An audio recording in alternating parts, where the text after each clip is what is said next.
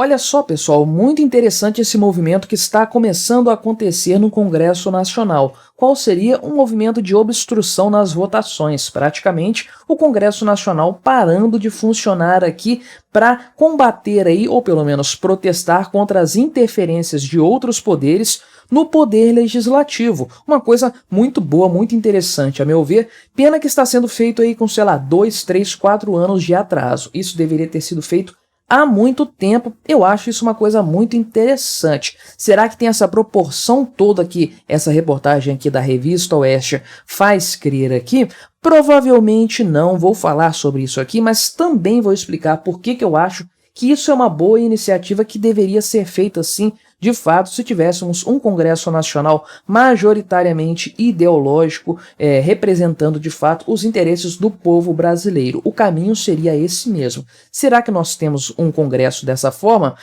Bem, a coisa indica que não, né? Mas nós já vamos chegar lá. Antes, não se esqueça, deixe o seu like e o seu comentário neste vídeo, se inscreva no meu canal se você ainda não for inscrito, considere se tornar membro patrocinador do meu trabalho com valores a partir de R$ 1,99 por mês, você me ajuda bastante, pode ter certeza disso, né? Então aqui são 18 frentes parlamentares do Congresso Nacional aí, e também o próprio PL e o Partido Novo, partidos inteiros aqui, que estão pressionando uma obstrução aí no Congresso Nacional para combater então essas interferências no poder legislativo, né? Porque de fato isso tem acontecido e há muito tempo, essa é a grande verdade. Já tem anos que outros poderes, principalmente o judiciário, têm interferido de forma grosseira nas atribuições do Congresso Nacional. Esses outros poderes aí, inclusive, passando por cima de suas próprias atribuições e limitações constitucionais, né? Então a gente tem visto isso acontecendo já há algum tempo. Isso aqui não significa que todo o Congresso Nacional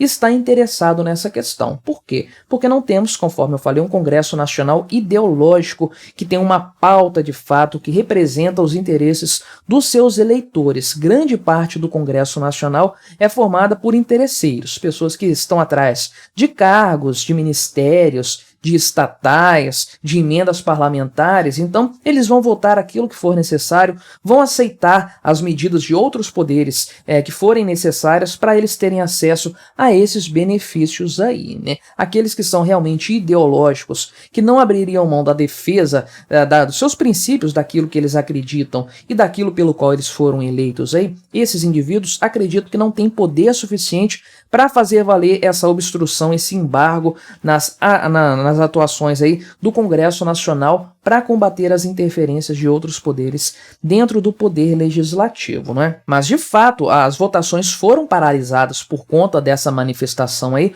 O pessoal do agro, né, a frente parlamentar da agropecuária e a bancada do agronegócio, conforme o pessoal fala aí, também a questão lá do pessoal da segurança, né, o pessoal armamentista e várias outras bancadas se uniram para, de fato, obstruir as votações e mandar um recado para o STF. Essa é a grande história. Qual que é o ponto atual aí que justifica essa atitude, né? Se você olhar a composição hoje do Congresso Nacional, beleza, você pode entender aí que o pessoal lá quer emendas parlamentares, quer um cargo estatal, quer um ministério e tudo mais, beleza, os partidos estão sempre interessados nisso, mas mesmo com essa questão toda aí do interesse mais econômico, mais financeiro, interesse próprio, aquela coisa mais fisiológica, mesmo com isso em mente, se você colocasse hoje para votação no Congresso Nacional, por exemplo, a questão do aborto, ele não passaria mesmo, seria derrotado assim de uma forma fragorosa. Se você colocasse a questão da liberação da maconha, ela não seria aprovada também. Se você colocasse para votação no Congresso atual restrições ao porte de armas de fogo, isso não passaria. Se você colocasse no Congresso Nacional, na composição atual dele, Senado e Câmara dos Deputados, o fim do marco temporal, também não passaria. Temos um Congresso que é majoritariamente de direita, não é? E ele, ainda que seja muito fisiológico, como sempre é, diga-se de passagem, esse pessoal está mais preocupado com essas pautas morais e com a repercussão delas na sociedade. muita gente chegou aí no poder por conta disso, e eles não querem perder, de fato, esse apoio popular que eles têm, que eles conseguiram com base nessas pautas. Então, hoje não existe qualquer abertura no Congresso Nacional para esses temas que são muito caros à esquerda progressista serem aprovados. Então, o que o pessoal do PSOL, da Rede, o que essa gentalha toda faz, e o próprio governo Lula também, eles vão direto para o STF, recorrem ao STF para que esses temas sejam legislados lá no Poder Judiciário, que é o que tem acontecido com frequência. Então, a liberação da maconha não vai passar no Congresso Nacional, manda para o Judiciário, manda para o STF, que lá vai passar, e de fato a coisa tem acontecido assim, com todos os temas que eu citei, a questão da liberação da maconha, o aborto, a questão dos armamentos, né, armamento civil, a questão do marco temporal. Tudo isso tem passado diretamente pelo STF, sem passar pelo Poder Legislativo, que é quem deveria conversar, debater sobre esse tema, porque os legisladores representam a vontade popular. Os juízes não, os ministros do STF não, eles não são eleitos, eles não são representantes do povo para ficar discutindo o tema conforme eles ficam ali, como se fosse um plenário do Legislativo, porque é o que eles fazem lá e tudo mais, supostamente para aplicar princípios constitucionais, o que é uma grande falácia, né? Então, o pessoal do Legislativo tem seus poderes bastante reduzidos por essa atuação política do STF. E isso é uma traição à vontade do povo brasileiro, que colocou lá no Congresso Nacional um monte de parlamentares de direita, justamente para evitar que temas desse tipo sejam aprovados e virem lei no Brasil.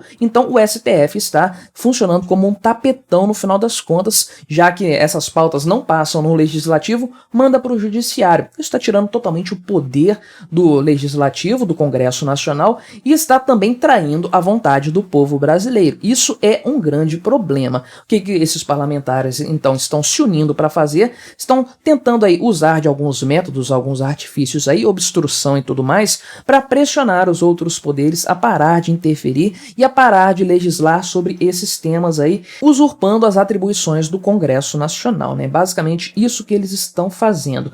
Eles deveriam fazer isso? Com certeza, eu apoio totalmente essa ideia. Eles deveriam ter começado muito antes, essa é a verdade. Anos atrás, quando o STF começou a fazer aí todo tipo de insanidade em matéria constitucional. O Congresso Nacional tinha que ter dado um basta lá atrás. Eles foram deixando, foram permitindo que as coisas acontecessem, que o STF cassasse mandatos de, praticamente, né, mandatos de parlamentares e tudo mais, ficasse interferindo no andamento da casa, exigindo que coisas fossem colocadas em votação. Situações desse tipo aí. Tem uma notícia recente que eu vi que o STF vai começar a pressionar o Legislativo para legislar sobre alguns temas e tudo mais. Então, o STF já passou das suas atribuições há muito tempo, tem invadido o espaço do Poder Legislativo, do Congresso Nacional, Câmara e Senado, há muito tempo. Eles deveriam ter reagido antes para evitar que a coisa chegasse nesse patamar. Mas é aquela história, né? Antes tarde do que nunca. Agora, será que não é tarde demais? Não sei dizer. Eu acho que o Congresso deveria pegar mais pesado, deveria subir o tom. Acho sim, acho que eles deveriam subir o tom. Ah, então eu sou um golpista? Não, definitivamente. Dos três poderes, isso é uma coisa muito interessante. Dos três poderes, se tem um que deveria ter essa atribuição de subir o tom, deveria ser o Congresso Nacional, o Poder Legislativo, no caso, né? Ele teria, por exemplo, na minha opinião, deveria receber um mandato aí do STF, uma decisão do STF para o Congresso fazer determinada coisa, cassar o mandato de um parlamentar e tal. O Congresso deveria falar, não vamos cumprir vamos desconsiderar essa decisão aqui e simplesmente deixar para lá. Por que eu acho que o Congresso Nacional deveria poder fazer isso? Porque dos três poderes, ele é o único que de fato não tem força, não tem uma força assim de violência, né? Porque o executivo tem os militares, né? Tem o exército, tem a polícia a seu favor. Então o executivo, se crescer muito de poder, ele pode interferir e fechar os outros poderes com muita facilidade. Então ele não deve fazer isso, não deve extrapolar aí os seus limites. O STF tem mandado prender pessoas, prende e arrebenta, né? Então também tem um poder muito grande aí, assumiu para si esse poder não deveria ter. Assumiu para si esse poder também é capaz de fazer atrocidades, colocar milhares de pessoas atrás das grades apenas por questões de inquérito, né? Então, passaram muito dos seus limites constitucionais, já estão agindo de uma forma agressiva, de uma forma violenta há algum tempo. Mas o poder legislativo não tem isso. Eles não têm capacidade de convocar o exército para dar um golpe, destituir um presidente, sei lá, coisas assim, violentas, né? Partir para um golpe. Eles não têm essa capacidade. Então, se tem um poder que poderia agir dessa forma, simplesmente desconsiderando o que outros poderes fazem, né? Porque, na verdade, isso aí seria quase que um golpe institucional, né? Se tem um poder que pode fazer isso sem que isso represente uma ruptura total e definitiva e irrevogável da ordem institucional brasileira, seria o Congresso Nacional. Acho que eles deveriam agir assim um pouco mais, falando um pouco mais alto, pelo menos, com o STF, né? Não estou defendendo golpe, nem ruptura, nem nada disso. Não acredito que esse seja o caminho, mas acho sim que o Congresso Nacional foi muito permissivo ao longo do tempo aí, permitiu que o STF avançasse demais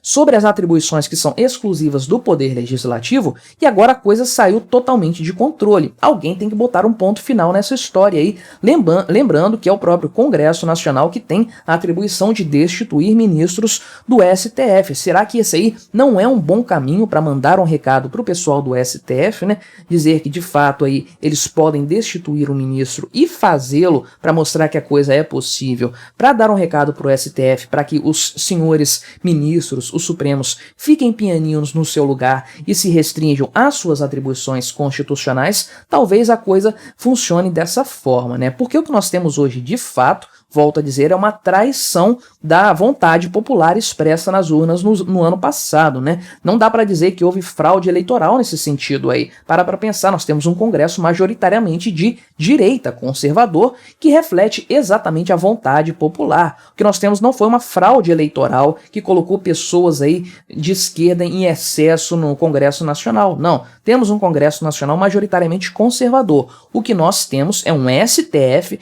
que tem ultrapassado totalmente os seus limites para avançar sobre as atribuições do legislativo para legislar sobre aborto, sobre drogas, sobre marco temporal, sobre armamento civil e tudo mais à revelia da vontade do povo. Então espero sim que o Congresso Nacional comece a falar um pouco mais alto nesse debate político aí, mesmo partindo para questões de obstrução, quem sabe um impeachment do ministro do STF, né? Sonhar não custa nada. Mas o que você achou dessa história? Colabore com o nosso debate, se inscreva no meu canal se você ainda não for inscrito e até a próxima.